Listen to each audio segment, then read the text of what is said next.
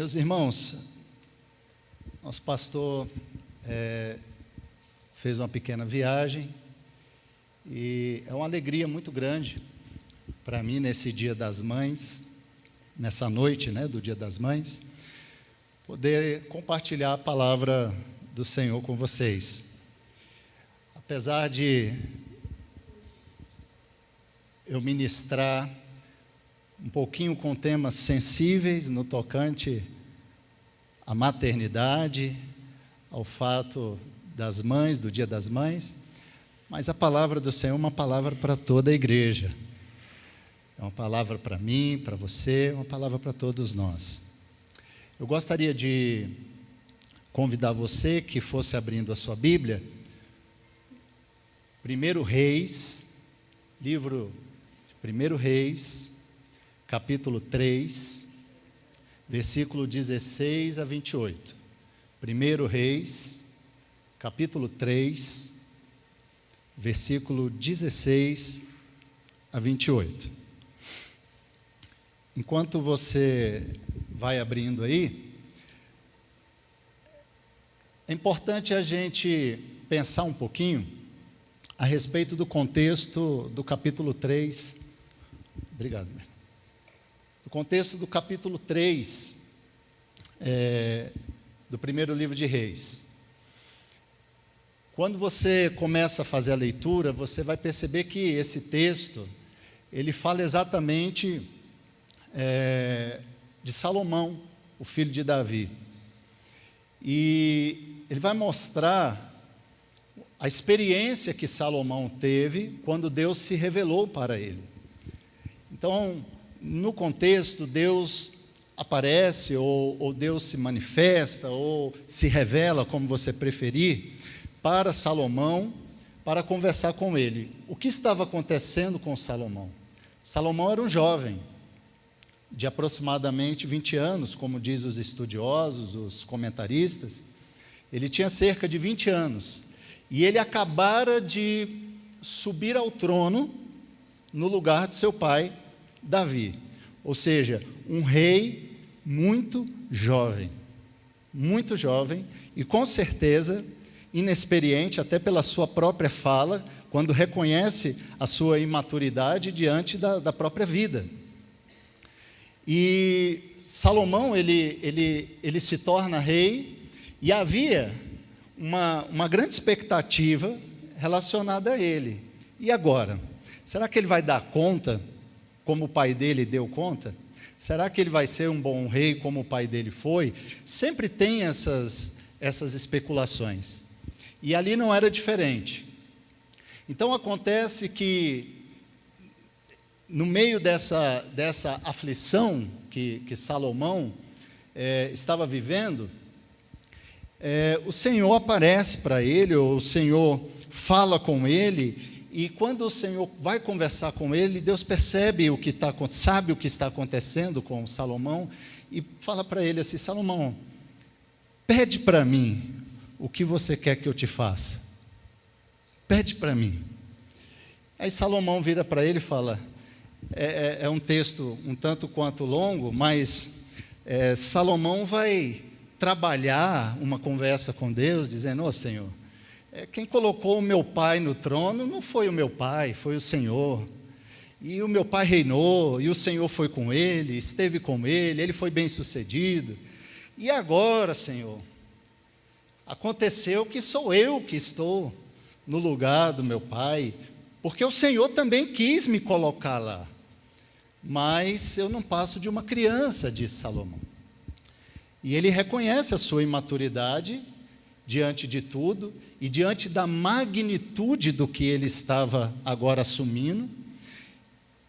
Deus fala para ele: então me pede o que você quer que eu te faça. Ele falou: me ajuda, me dê sabedoria, para que eu possa governar o povo, que não é meu, mas que é teu.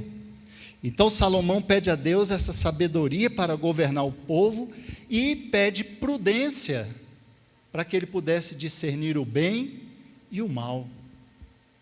Então, quando ele fala isso com Deus,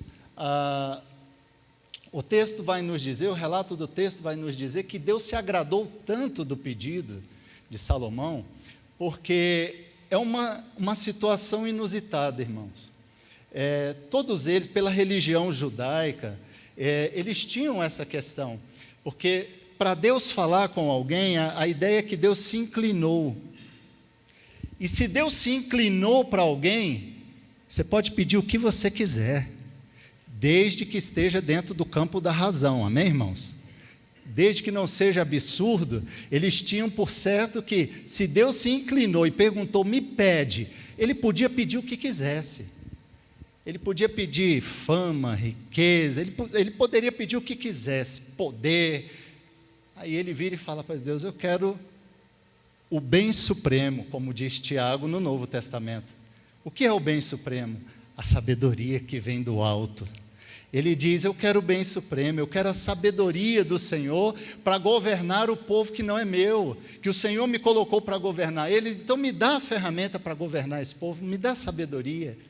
E aí Deus se agradou tanto, que diz o texto que Deus falou para ele, olha, eu gostei disso.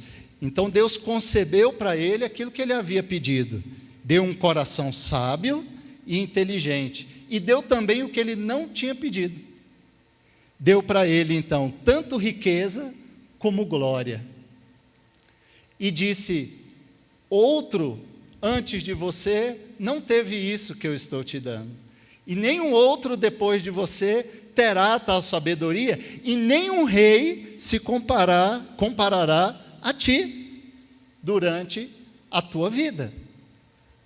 Ou seja, era muito especial o que tinha acontecido com Salomão. Ele acabara de receber a sabedoria de Deus. E por que eu estou traçando esse contexto para você?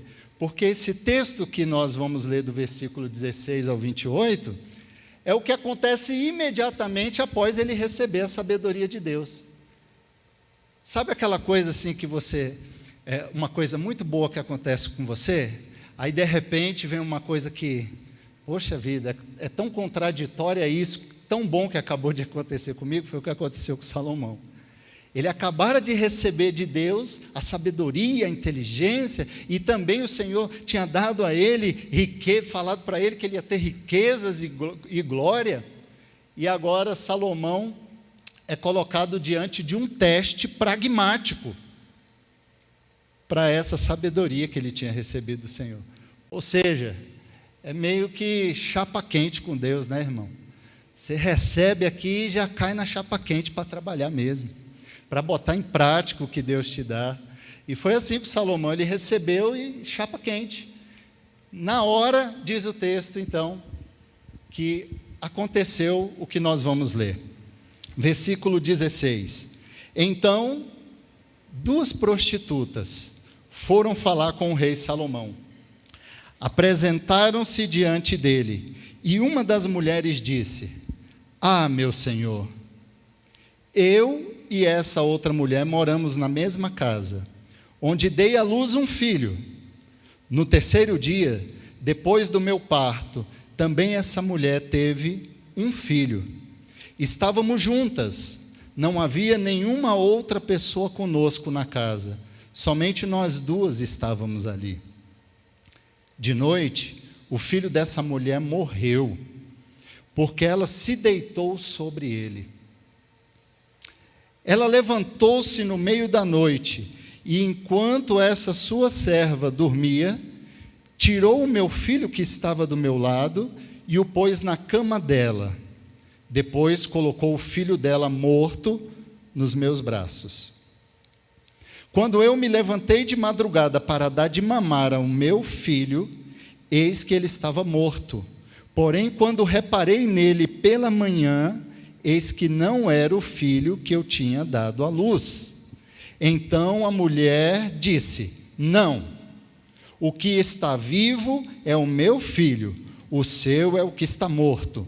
Porém a primeira mulher respondeu, não, o que está morto é o seu filho, o meu é o que está vivo. E assim elas falaram diante do rei. Então o rei Salomão disse, esta diz, o que está vivo é o meu filho, e o seu filho é o que está morto. A outra responde: não, o que está morto é o seu filho, e o meu filho é o que está vivo. E o rei então continuou: tragam-me uma espada. E trouxeram uma espada diante do rei.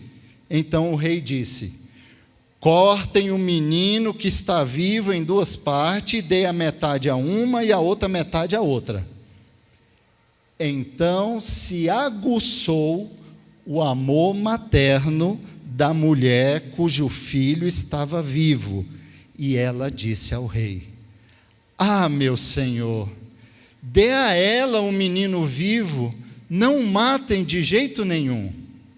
Porém a outra dizia: ele não será nem meu e nem seu, pode cortá-lo ao meio.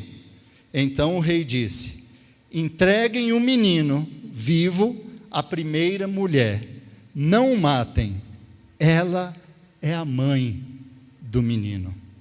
E todo Israel ouviu a sentença que o rei havia proferido, e todos tiveram profundo respeito ao rei, porque viram que havia nele a sabedoria de Deus para fazer justiça.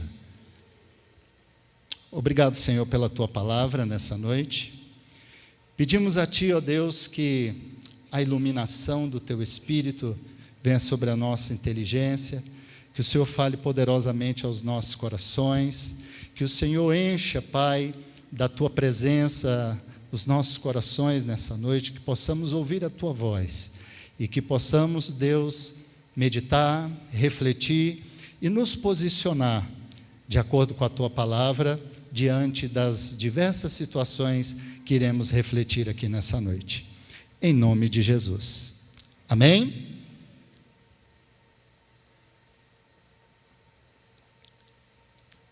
Irmãos, o relato desses versículos 16 a 28, eles contam a história de duas mulheres. E duas mulheres que se dizem mãe de uma mesma criança recém-nascida. Elas se apresentam perante o rei Salomão para que esse caso fosse julgado por ele. Qual era o problema aqui? Qual era a grande incógnita? Aqui nós temos aqui uma cena de tribunal, irmãos.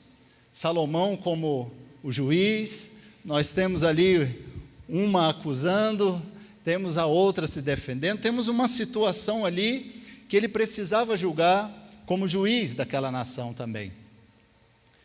Não só como rei, mas como juiz.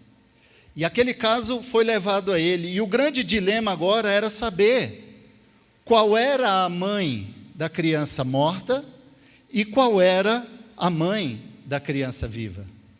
Ambas estavam ali reivindicando ou reclamando o direito de ser mãe daquela criança. E é sobre essa temática que eu quero ministrar ao seu coração nessa noite. Quem é a mãe? Quem é a mãe? A princípio, não é fácil. Quando a gente começa a ler, não é fácil identificar quem é a mãe. Para Salomão também não era fácil identificar isso. Afinal de contas, não há testemunhas como elas mesmas falaram. Moramos na mesma casa, demos à luz a filhos com 3 dias de diferença, e não tem ninguém na casa conosco, só eu e ela. Só eu e ela sabemos disso, e só eu e ela estamos presenciando isso. Não havia testemunhas que pudessem vir para desempatar, para ajudar a definir o caso. Então, a princípio, não era tão fácil resolver isso. Porém, irmãos, a verdade vem à tona. E a verdade, ela vem à tona exatamente quando Salomão, fazendo uso da sabedoria que tinha acabado de receber de Deus, a sabedoria do próprio Deus sobre a sua vida, ele então propõe uma coisa um tanto contraditória, né, irmãos? Que ninguém deve fazer isso. Mas ele usou o contraditório para chegar, através da sabedoria, a uma decisão. Ainda não era a sentença, era a proposição de algo que deveria ser feito para tentar estabelecer uma reação em que ele pudesse, então, tomar uma decisão. E ele simplesmente propõe: traz aqui para mim, então, uma espada. E trouxeram. E ele propôs: olha, vamos então, corta esse menino no meio, vamos resolver esse problema. Corta o menino no meio e dá a metade dele para uma e dá a metade para outra, e está resolvido o caso. Mas na hora que Salomão fala isso, uma das mulheres vira e fala assim: isso mesmo, passa a espada no menino, passa a espada nele, ele não será nem meu e nem seu. Falou para outra: pode cortar o menino no meio, pode matá-lo, pode cortar. Porém a outra, ao ouvir isso, diz o texto que o amor materno se aguçou dentro dela, de tal forma que se revelou de forma generosa, que se revelou de forma solidária, que se revelou de forma abnegada, como deve ser e como é o amor de uma mãe pelos seus filhos, ou pelo seu filho. E naquele momento que o amor materno se aguçou dentro dela, ela virou para Salomão e disse: ah, meu senhor. Com ar de lamentação, ela disse: ah, meu senhor, não faça isso. Dê o menino vivo para ela. Dê para ela o menino, não matem de jeito nenhum. Porque ela preferiu dar o filho a outra mulher, tê-lo vivo, ainda que vivesse distante dela, do que ele morresse e ela o perdesse para sempre. E com essa atitude da mulher, com essa fala dela, o rei Salomão não teve dúvidas. E agora ele sentenciou, dizendo: para tudo, entreguem o menino vivo à mulher que defendeu a vida dele. Ela é a mãe verdadeira. Ela é a mãe do menino. E bateu o martelo e sentenciou. É uma história de reis, irmãos, no livro de Reis, muito conhecida e talvez desconhecida de outros. Muito conhecida por alguns e talvez desconhecida. Mas foi um momento em que Salomão pôde revelar realmente que a sabedoria de Deus estava sobre a sua vida. Porém, aquilo que deixou Salomão inculcado no primeiro momento, em saber quem é a mãe, é a temática que eu gostaria de propor ao meu coração e ao seu coração, dentro dessa palavra nessa manhã. Para Salomão ficou claro quem era a mãe. E a mãe é aquela que o amor materno se aguçou e ela saiu em defesa da vida da criança. Mas eu fazendo algumas perguntas a esse texto,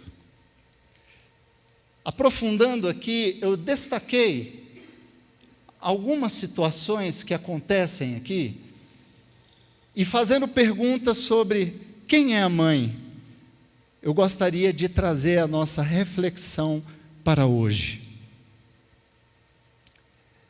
No versículo de número 16 que nós lemos, o texto começa dizendo que essas duas mulheres eram duas prostitutas.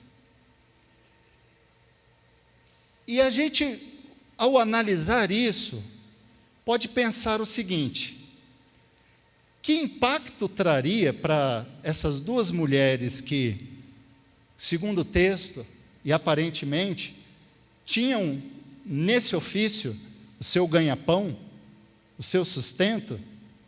Ora, ser mãe não era uma boa coisa para elas, não. A princípio, olhando assim, se elas viviam disso e ganhavam o seu pão com o comércio dos seus corpos, ter o filho, passar todo aquele momento de gravidez e agora bebês novos, não seria talvez algo muito bacana para elas. E independente aqui agora da função que elas tinham e do que elas faziam, eu gostaria de chamar a atenção para a tua mente esclarecida e perguntar para você, quem é a mãe?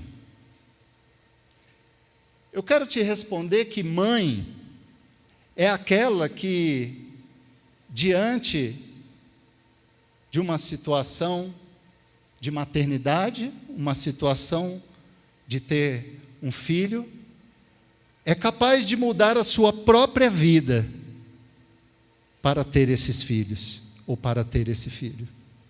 É capaz de tomar decisões de mudar de vida, é capaz de tomar decisões de mudar comportamento.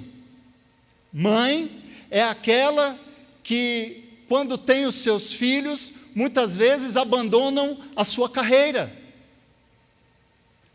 abandonam o seu trabalho para ficar em casa, e não é para ficar à toa, porque o trabalho de casa é um trabalho que nunca acaba. Eu sei porque eu ajudo muito na minha casa, e nunca acaba. Minha esposa nunca para de pedir, então é porque nunca acaba. Ela sempre tem alguma coisa para... Eu acabo uma, já tem mais duas na lista. Mas nunca acaba. Trabalho com filhos nunca acaba. E eu falo porque eu posso dizer sem hipocrisia, irmãos, eu sou participativo na criação dos meus filhos. Eu sou tão participativo que quando a mulher ficava grávida e enjoava, eu enjoava junto. Eu não quero comer carne. Eu falei, eu também não. Estou enjoado. Eu ia junto. Mas mãe é aquela que, diante da maternidade, quantas mães deixam suas carreiras, abandonam os seus sonhos, os seus projetos, ou pelo menos às vezes paralisam por um tempo e criam a expectativa que daqui a alguns anos eu vou voltar. Mas quando vão voltar, percebem que o mercado de trabalho não quer absorver mais elas. Desatualizou, está difícil voltar, e aí não, agora eu tenho outros desafios, eu vou continuar cuidando das crianças, vou continuar me dedicando aos meus filhos, e o tempo vai passando, e vão abrindo mão de noites, vão abrindo mão de dias, vão abrindo mão de realidades, vão abrindo mão de projetos, de sonhos, e essa lista vai se aumentando, e eu digo, mães, essas são verdadeiras mães. Mães da nossa atualidade. Apesar de hoje estarmos nos deparando, e quando eu disse que poderia falar de temas sensíveis, vou falar sobre eles. Estar deparando com situações em que hoje, assim como outras coisas estão caindo na moda, está caindo na moda o desejo de que as mulheres não querem ter filhos, e pronto, acabou, e assim vai indo. É claro, todos têm o direito de tê-los ou não tê-los, é uma decisão, O grande problema é a moda que se estabelece por causa de ideologias e pensamentos sociais que assim vão, e quando a gente vai perceber, vão modelando o pensamento, inclusive dos cristãos. Filhos são herança do Senhor. O Senhor nos emprestou eles para cuidarmos. E se alguma coisa não der certo no caminho, irmão, saiba de uma coisa, tenha o teu coração e a tua mente tranquila de que se você se esforçou para dar o seu melhor, mamãe e papai, fique tranquilo, porque nem tudo está no controle das nossas mãos, mas a gente entrega nas mãos daquele que tem o controle de todas as coisas, que é o Senhor. Quem é a mãe? Mãe é essa. que renuncia à sua própria vida para cuidar dos seus filhos, para se dedicar aos seus filhos. Caminhando no texto, no versículo 19, eu me deparei com uma outra situação muito inusitada. Aquela mulher que levou a causa para o rei Salomão disse a ele o seguinte: meu rei, o filho dessa outra mulher morreu à noite, porque enquanto ela dormia, ela rolou aí na cama e se deitou sobre ele, o esmagou, o sufocou, e ele morreu. Morreu porque ela se deitou sobre ele, diz o texto. E quando eu vejo o relato dessa mulher, me faz pensar em algo, irmãos, que muitas pessoas talvez desconhecem. E as que conhecem, sabem o quanto que isso dá pavor numa mãe de um recém-nascido, de um pai, de uma família, que é a chamada SMSL, Síndrome da Morte Súbita do Lactente. Nunca tinha ouvido isso, pastor? É algo que acomete os bebês até cerca de 1 ano de idade. Eles podem morrer a qualquer momento e é classificado como morte súbita. Mas existem outros casos em que eles podem morrer e ser classificados como morte não identificável. E existe ainda outros casos, que são muitos também, classificados como sufocação ou estrangulamento. É interessante, irmãos, porque no Brasil nós não temos dados sobre isso. Também, se for perguntar quais são os dados da Covid, nem disso a gente tem. Uma hora é uma coisa, outra hora é outra coisa, sempre foi assim. Infelizmente, irmãos, o nosso sistema de saúde não consegue fazer isso. Faltam realmente pesquisadores, falta realmente tudo. Então, atribui-se a essas pesquisas ao campo internacional. E entende-se que no Brasil é mais ou menos parecido com o que acontece no mundo afora. E eu busquei algumas informações na BBC News Brasil e encontrei um último levantamento que foi feito em 2020 a respeito disso nos Estados Unidos.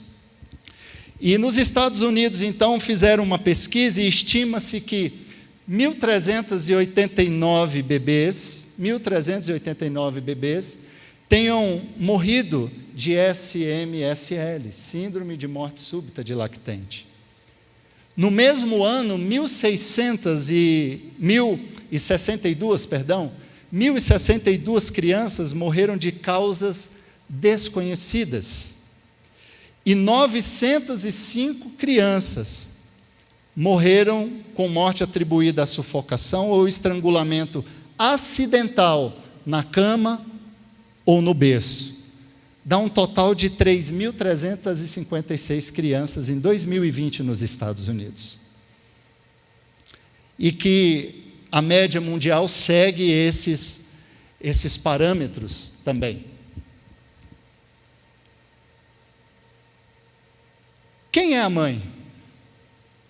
A mãe é aquela que, diante de uma possibilidade como essa que eu apresentei para você, permanece num estado de alerta, dia e noite.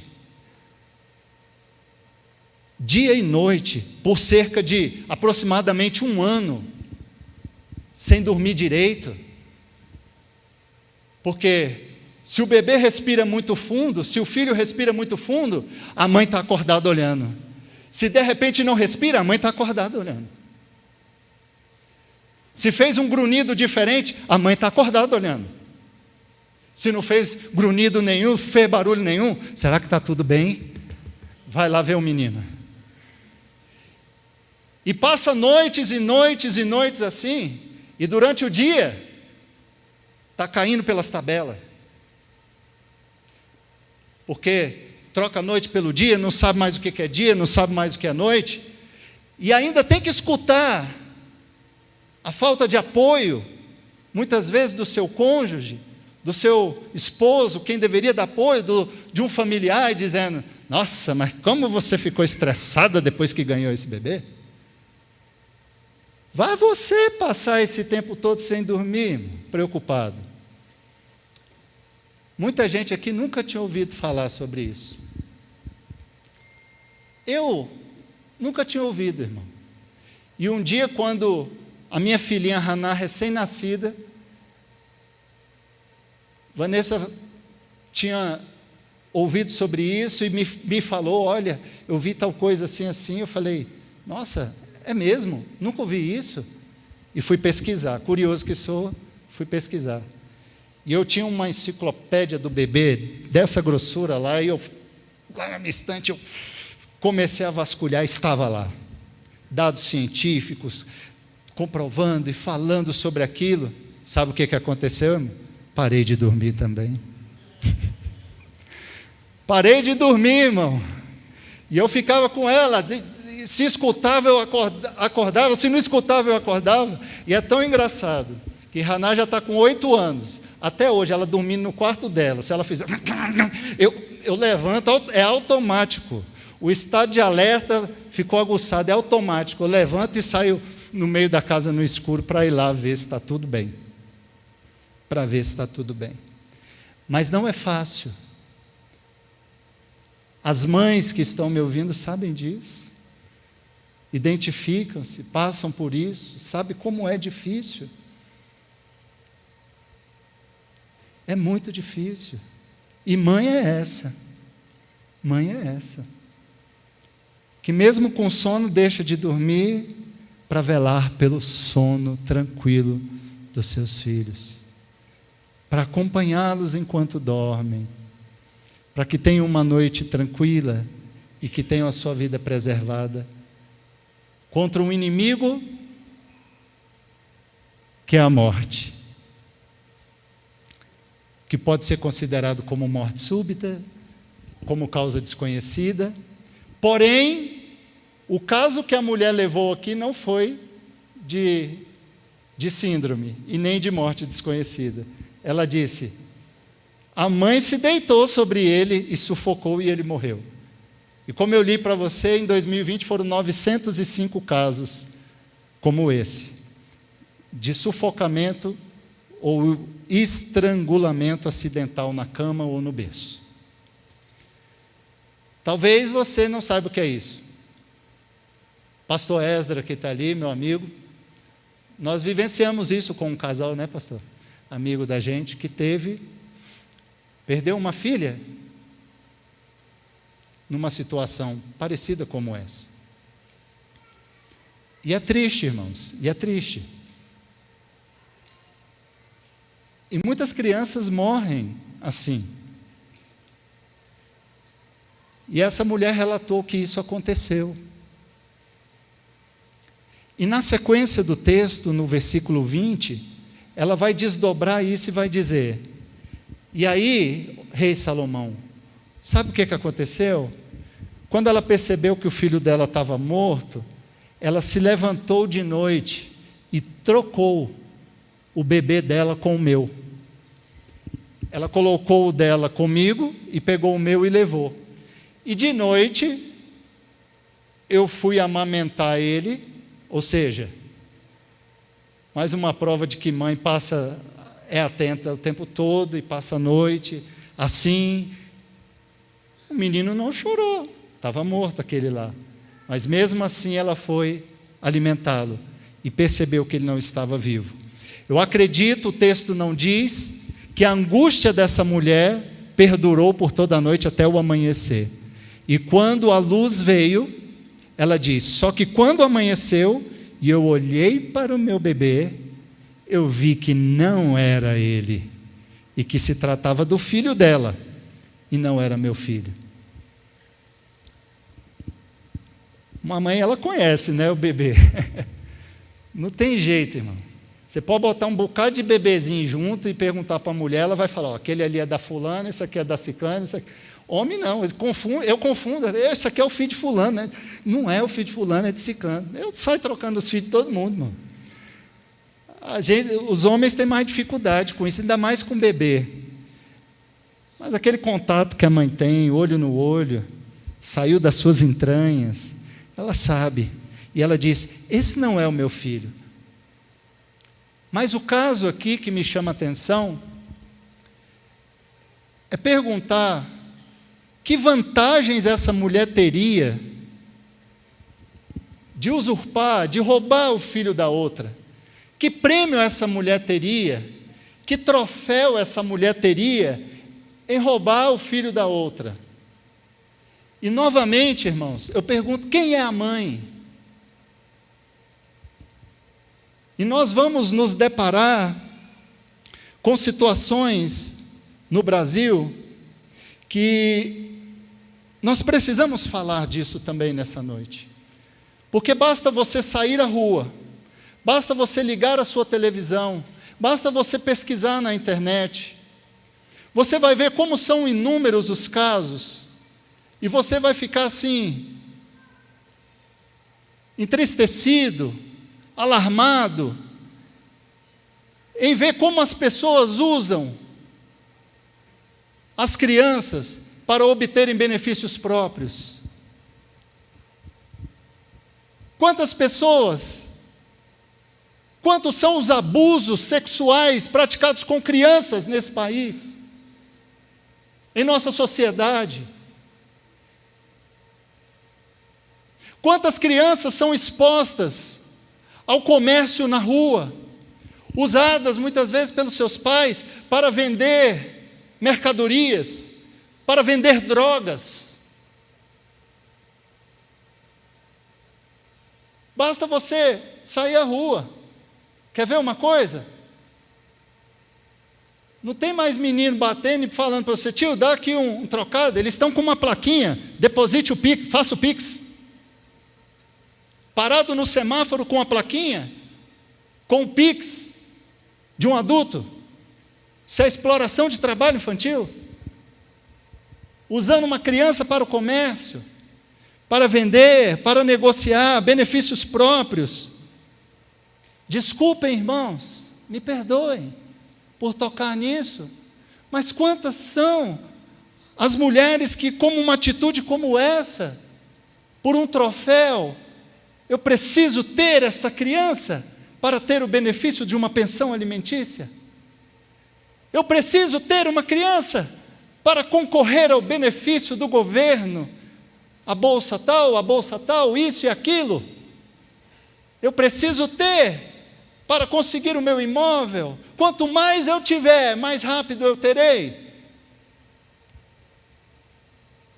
A cultura vai indo e está tragando as nossas crianças, está matando a nossa sociedade. E é triste ver isso acontecendo. É triste ver tanto abuso. Até pouco tempo, irmãos, nós vimos a justiça chegar com os seus projetos que faz, chegar às ruas e ver pais em situação, famílias em situação de vulnerabilidade, com crianças, e de repente essas crianças estarem pedindo, estarem vendendo alguma coisa para subsistência. O que a justiça faz? Ela faz uma advertência. Faz uma advertência porque é constatado que aquelas famílias estão em situação de rua, estão em situação de vulnerabilidade, então é feita uma advertência aos pais: não usem as crianças para isso, é feita uma advertência. Porém, irmãos, basta você chegar em casa e colocar na internet e pesquisar. Casos em São Paulo, Rio de Janeiro, Nordeste, Amazonas, Manaus. em que foi tirado de famílias que já estavam em situação de vulnerabilidade nas ruas. Foi tirado o direito pátrio, o direito familiar sobre crianças, porque estavam alugando os seus filhos para que outros os usassem para o comércio. E a justiça deu em cima, o conselho tutelar foi em cima e tirou as crianças, porque isso é um crime previsto no Estatuto da Criança e do Adolescente, previsto na legislação. E eu pergunto para você, quem é a mãe? A mãe é aquela que cuida, aquela que protege os seus filhos, muitas vezes, dos abusos sexuais dentro da própria família. Protege os seus filhos dos abusos físicos, muitas vezes praticados pelos próprios pais ou por alguém da família. Protege os seus filhos dos abusos psicológicos em que os seus filhos muitas vezes são submetidos. A mãe é aquela doce, amável, generosa, abnegada, mas que se mexer com as suas crias, vira um leão, uma leoa para defendê-los das possíveis ameaças que elas podem correr dentro da sua própria casa, dentro da sua própria família e fora delas, protegendo os seus filhos dessas ideologias destrutivas, sociais, que têm tentado de toda forma destruir aquilo que é igreja, aquilo que é família, aquilo que é preceito da palavra de Deus para a vida eterna. Eu falo agora de mães cristãs que defendem também o direito de seus filhos de nascerem e viverem em uma família cristã, porque isso também é direito, de lutarem por isso, de lutarem e de garantir os direitos dessas crianças, direitos garantidos, assegurados por lei, de cumpri-los, mas também de garanti-los, para que outros também o façam. Não podemos virar os olhos para o que acontece do nosso lado, com os nossos vizinhos, com as pessoas que conhecemos, e simplesmente tratar que isso não é um problema nosso. Nós somos a igreja do Senhor. E o problema de uma geração, o problema de uma sociedade, é problema nosso também. O Senhor não nos colocou nesse tempo como igreja à toa. Nós brigamos tanto por tantas coisas, irmãos, mas precisamos abrir espaço de fala, para conscientização, para refletir sobre essas coisas.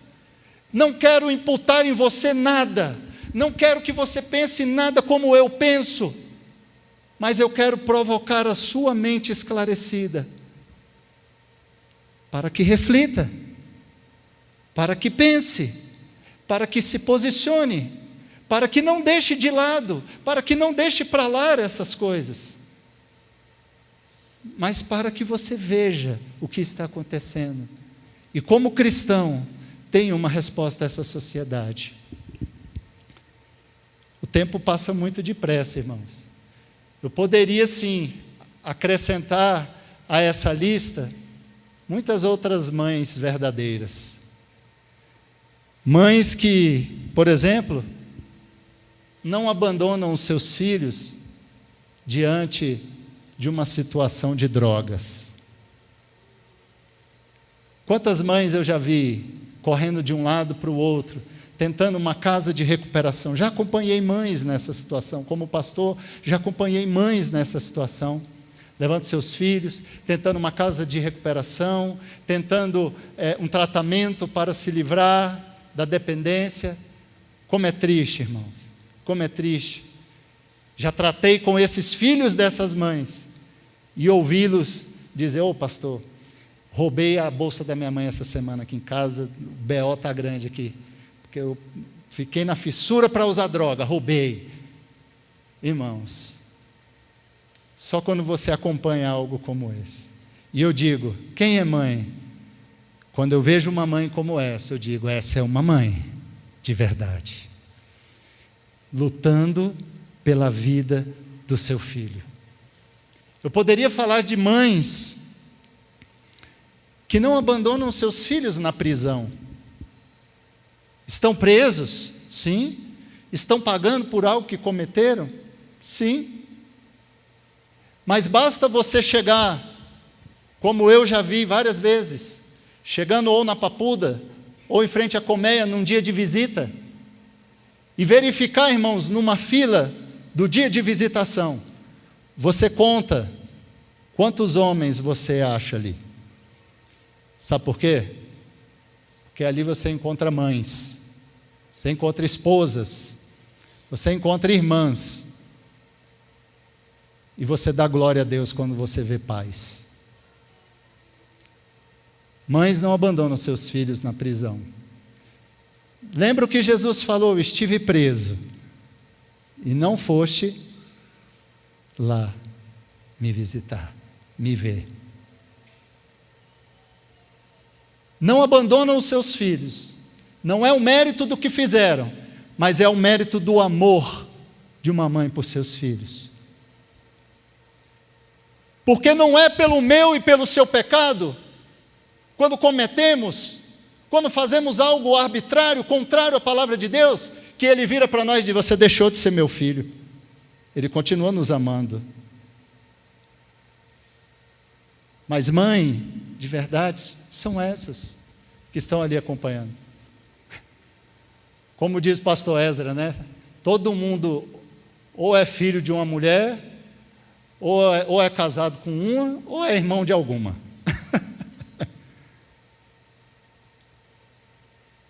Vocês são guerreiras. Vocês são guerreiras. Quem é a mãe? Mãe é aquela que, diante de um diagnóstico de TDAH ou de autismo, abraçam os seus filhos e não os abandonam.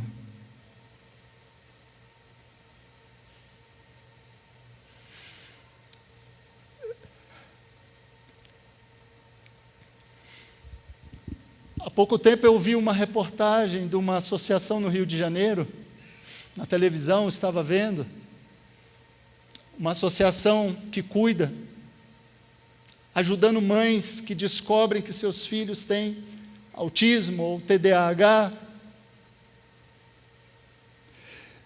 E doeu na minha alma ouvir aquela mulher que fundou aquela associação dizendo: 80%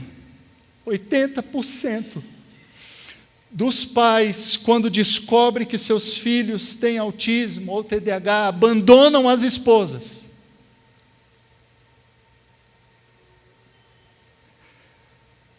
E lá estão aquelas mães, dia a dia, buscando tratamento, lutando por um tratamento digno, porque a esperança de uma recuperação, a esperança de uma melhoria na condição de vida.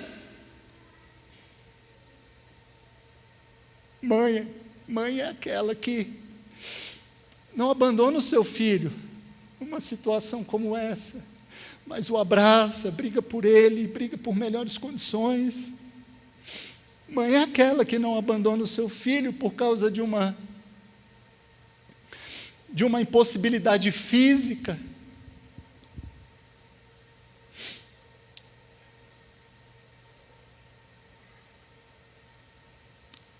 Vocês são guerreiras, mamães.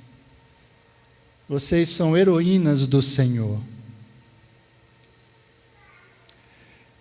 Que essa palavra caia no meu e no teu coração. Você pode dizer: eu não sou mãe. Que o amor materno se aguce no teu coração também, homem. Mas eu não sou mãe. Então deixa eu te dizer que esse amor materno é muito parecido com o amor de Deus. Então, que o amor de Deus se aguce no seu coração e que você possa cuidar dos seus filhos também. Assim como uma mãe de verdade cuida deles. Que nós possamos aprender com esse cuidado e que possamos dedicar mais às nossas crianças. Parabéns, mamães. Deixo aqui a minha singela homenagem a todas vocês com essa simples reflexão na palavra, mas poderosa para os nossos corações. Curva a sua cabeça, feche os teus olhos. Pai, obrigado, Senhor. Obrigado porque nesse dia, alguns de nós podem se alegrar por ter ainda a sua mãe perto, ou ainda que distante fisicamente, estejam vivas, porque o que para uns é um dia de alegria, para outros talvez é um dia de tristeza, em se lembrar que não tem mais a presença de sua mãe aqui. Que a misericórdia do Senhor seja no coração desses irmãos entristecidos, talvez nesse dia por lembranças, mas que a alegria do Senhor também seja no coração deles por tudo que tiveram e vivenciaram e o cuidado de suas mães. Assim como a alegria do Senhor é no coração daqueles que têm as suas mães. Aqueles que têm as suas mães e não desfrutam de sua presença, não conversam com elas, que possam ficar com a mensagem pregada hoje pela manhã pelo pastor Leocádio, dizendo sobre honrar a sua mãe. Aquelas e aqueles que têm os seus filhos, que possam ter aguçado dentro de si, porque os filhos são herança do Senhor, e que possa ter o amor do Senhor aguçado dentro de nós, assim como é o amor materno, o amor de mãe, um amor generoso, um amor que renuncia, um amor abnegado, um amor totalmente despretensioso. E falo do verdadeiro amor de mãe. E não de um sentimento enganoso que tem tomado conta de muitas pessoas por aí, não pela indústria e o comércio da maternidade, mas o verdadeiro sentimento materno e também o verdadeiro sentimento paterno, porque esses sentimentos são compartilhados pelo Senhor conosco, para que possamos compartilhar com nossos filhos, para que eles entendam como o Senhor os ama. Que a gente possa cumprir o nosso papel, de que os nossos filhos possam enxergar em nós uma porção do amor do Senhor por eles, porque foi para isso que o Senhor estabeleceu a família, foi para isso que o Senhor fez. Obrigado pelas mamães. Eu agradeço ao Senhor pelas mamães guerreiras, heroínas do Senhor, que se dedicam aos seus filhos, que passam noites acordadas ao lado dos seus filhos, velando pelo seu sono, acompanhando durante uma noite de enfermidade. Oro também e agradeço ao Senhor pela vida dos pais, que a cada dia se despertam para entender que essa não é uma obrigação somente da mãe, mas também uma obrigação sua como pai, cuidar dos seus filhos, alimentar os seus filhos, educar os seus filhos na palavra, passar noites sem dormir ao lado do seu filho, dar com os dilemas que os seus filhos enfrentam na vida, acompanhá-los juntos diante uma situação de enfermidade, uma adversidade.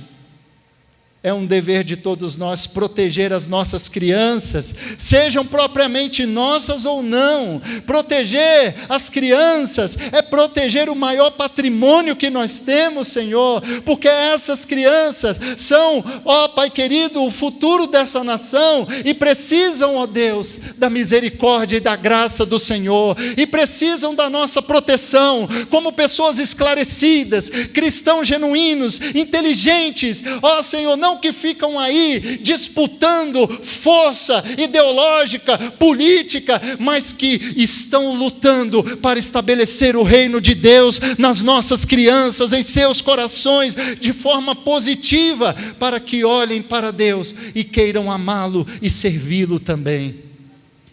Nos ajude, Pai, nessa grande tarefa. Nos ajude, em nome de Jesus. A minha oração é para que um presente especial do Senhor se achegue no coração de cada mamãe nessa noite e que possa trazer muita alegria e felicidade, em nome de Jesus. Amém? Glória a Deus.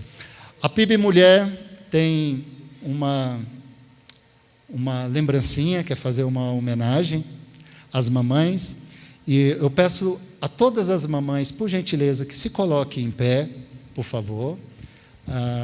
As irmãs estão ali representando a PIB Mulher, vão passar até vocês e vão entregar uma lembrancinha nesse dia. Que Deus possa abençoar. Ministério de Louvor, nós podemos encerrar cantando uma canção? Podemos? Encerrar louvando o Senhor. Glória a Deus. Que o Senhor abençoe todos vocês. Muito obrigado. Permaneçam, nós vamos louvar ao Senhor. E após esse louvor, estamos já despedidos para ir para casa. Acompanhe a programação da igreja nas redes sociais e participe dos cultos e dos trabalhos da igreja. Em nome de Jesus. Muito obrigado, irmãos, pela paciência de vocês e pela graça do Senhor em nossas vidas.